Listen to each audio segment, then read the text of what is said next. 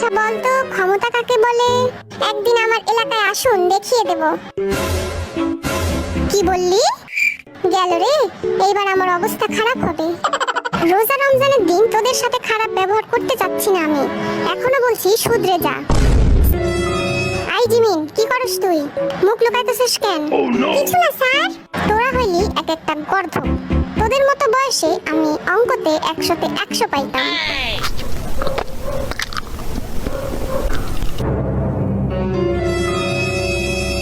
যা, ধরা খাইয়া গেলাম তো।